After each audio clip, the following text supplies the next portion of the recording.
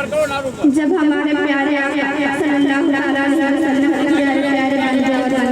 अल्लाह इंसान इस भयानक माहौल में मुब्तला था। इंसान शराफत और तकलीफ के साथ जीवन बिताने के लिए तरस रहे थे। अगर कोई बच्चा यतीम हो जाता तो उसकी परवरिश करने के बजाय उसके सारे जायदाद पर कब्जा कर लिया जाता था। अल्लाह अकबर। औरतों पर जुल्म सितम ढाया जा रहा था। औरतें आही ले रही थी, सिस्टियां ले रही थी। बहुत सारी औरतें इस जुल्म सितम से जान भी दे दिया करती थी। लोग शराब पी कर अपनी जिंदगी गुजारते थे। अल्लाह अकबर।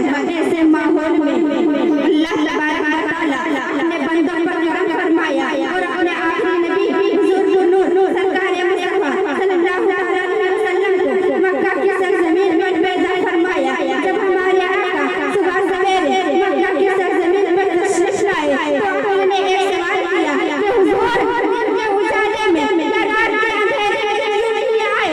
तो उन्होंने फौरन जवाब दिया कि अगर पैगंबर इस्लाम दिन के उजाले में आते तो ये चैलेंज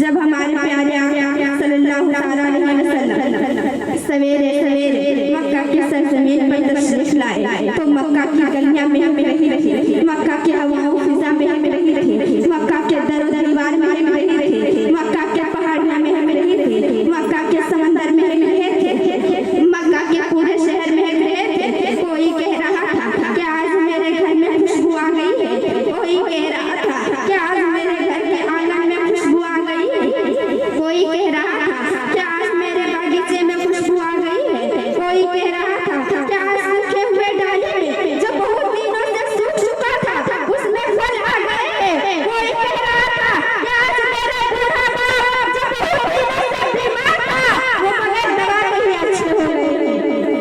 सुभान अल्लाह। जब हमारे प्यारे आका सल्लल्लाहु अलैहि वसल्लम दुनिया में तशरीफ लाए तो हर तरफ उजाला ही उजाला हो गया, हर तरफ रोशनी ही रोशनी आ गई, चारों तरफ अंधेरा था। लेकिन जब हमारे आका तशरीफ लाए तो हर तरफ उजाला ही उजाला हो गया। हम जब हमारे प्यारे आका सल्लल्लाहु अलैहि वसल्लम पैदा हुए तो सर को सजदे में रख